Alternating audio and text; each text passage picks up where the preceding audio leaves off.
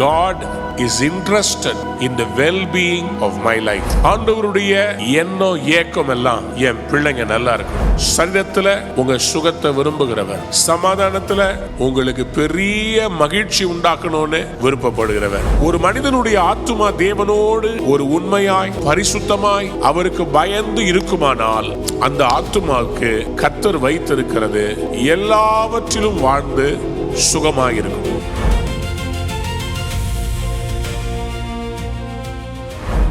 சங்கீதங்களில் 35ஆம் சங்கீதம் 27வது வசனத்திற்கு நம்முடைய வேதத்தை திருப்புவோம். மகிழ்ந்து தமது ஊழியக்காரருடைய சுகத்தை விரும்புகிற கர்த்தருக்கு மகிமை உண்டாவதாக என்று எப்போதும் சொல்ல கடவர்கள். May those who delight in my vindication shout for joy and gladness. May they always say, the Lord be exalted, who delights in the well-being of his servant. எனக்கு அன்பார்ந்தவருடைய பிள்ளைகளே, பலவிதமான தேவைகள் நெருக்கங்கள் மத்தியில் இருக்கிறீங்க.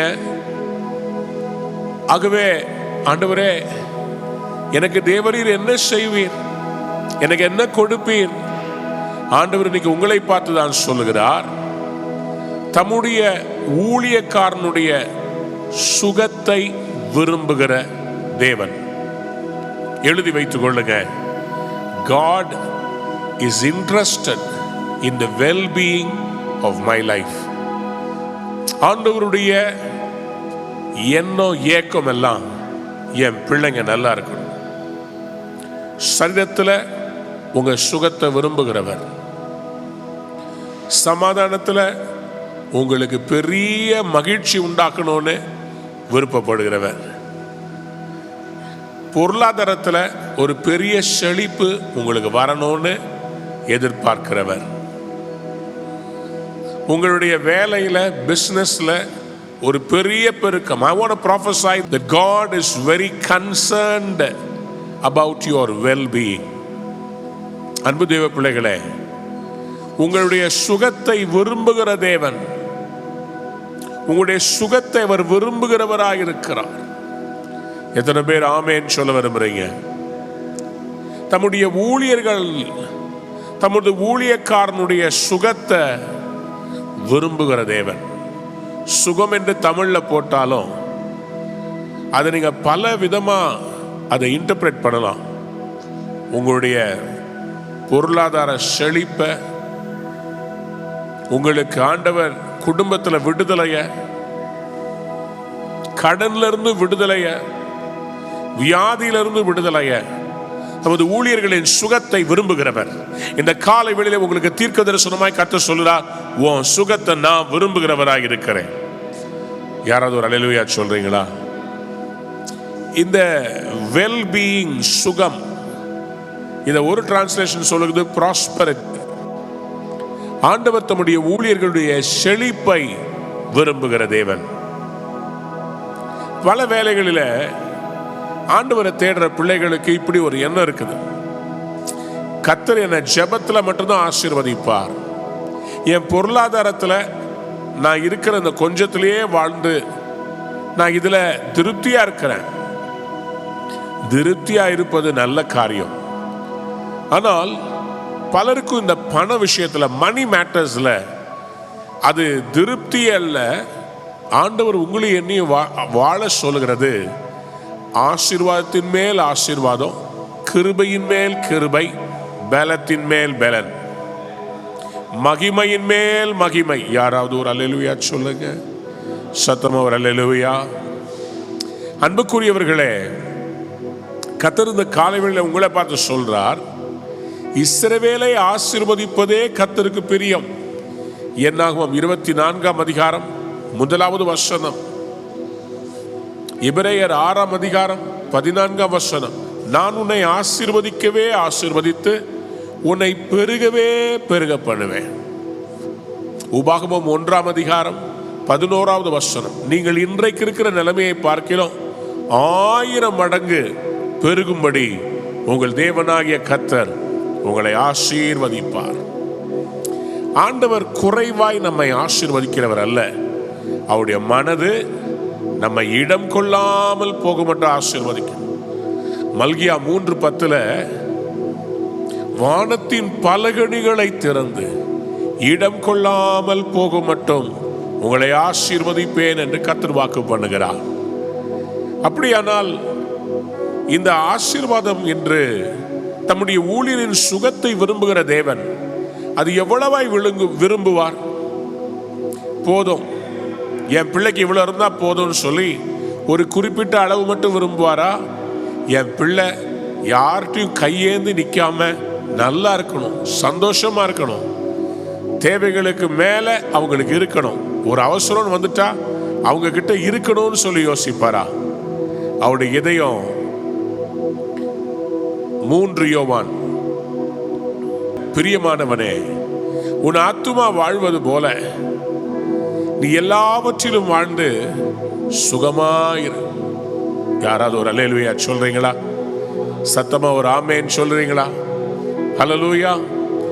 பிரியமானவனே, உன் ஆத்துமா வாழ்வது போல எல்லாவற்றிலும் வாழ்ந்து சுகமாயிரு. யாரெல்லாம் அல்லேலூயா சொல்றீங்க? ஆத்துமா வாழ்வது போல எல்லாவற்றிலும் வாழ்ந்து சுகமாயிரு.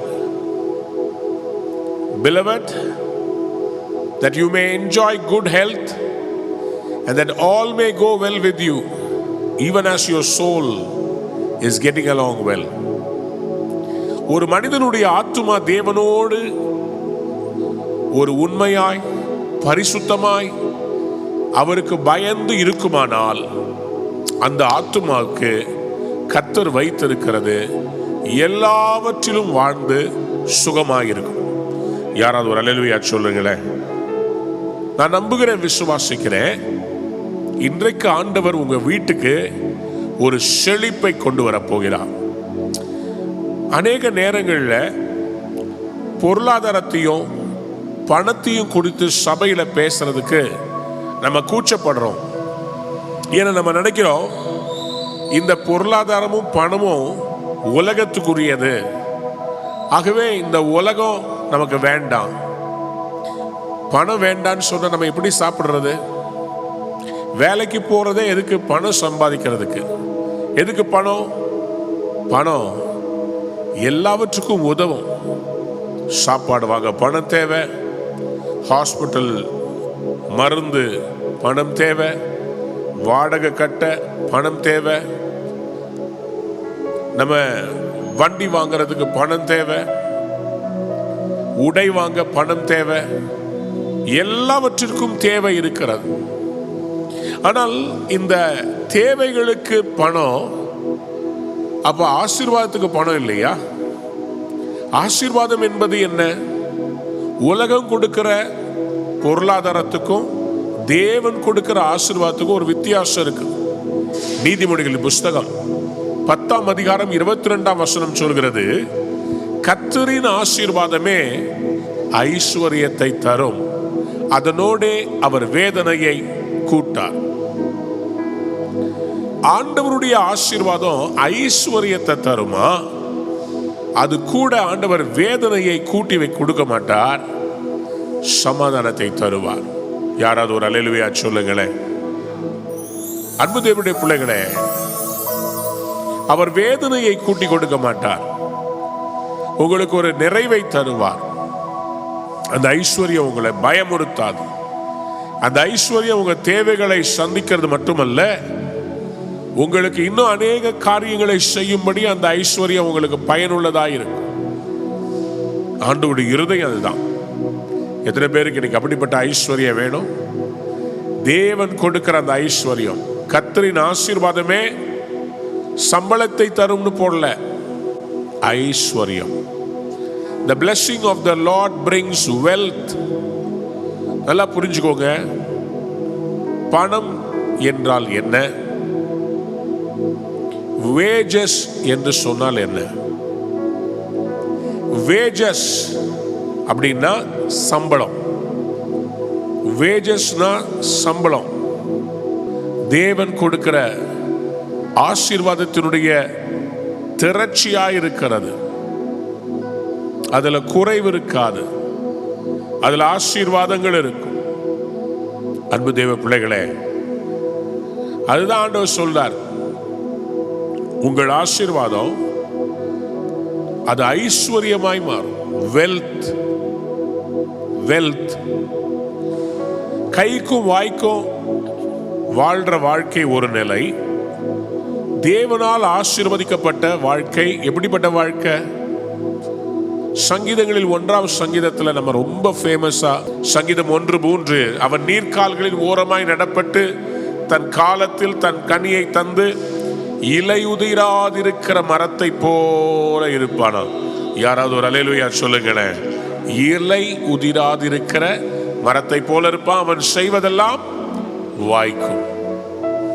மறுபடியும் சொல்றேன், ஆண்டவர் இன்னைக்கு உங்க வாழ்க்கையில எல்லாவற்றையும் வாய்க்க பண்ணுவார்.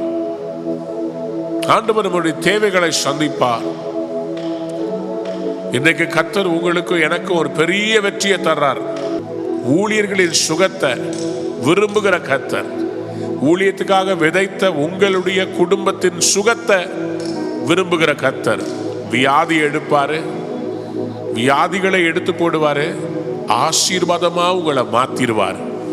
யாராவது ஒரு அல்லேலூயா சொல்லுங்க பாபோம். ஹல்லேலூயா. அன்பான நேயர்களே, இந்நிகழ்ச்சியில் கொடுக்கப்பட்ட வாக்குத்தத்தங்களும் தீர்க்க தரிசன வார்த்தைகளும் உங்களுக்கு ஆசீர்வாதமாய் இருந்திருக்கும் என்று நாங்கள் நம்புகிறோம். நீங்கள் பெற்ற ஆசீர்வாதங்களையும் ஜெப விண்ணப்பங்களையும் மற்றும் உங்கள் காணிக்கைகளையும் அனுப்ப வேண்டிய எங்கள் முகவரி: ரூவா ஊழியங்கள், எண் 82, ஜவஹர்லால் நேரு சாலை, சிம்ஸ் மருத்துவமனை எதிரில், வடபழனி, சென்னை 26. உங்கள் காணிக்கைகளை ஆன்லைன் மூலமாக எளிதாக செலுத்தலாம்.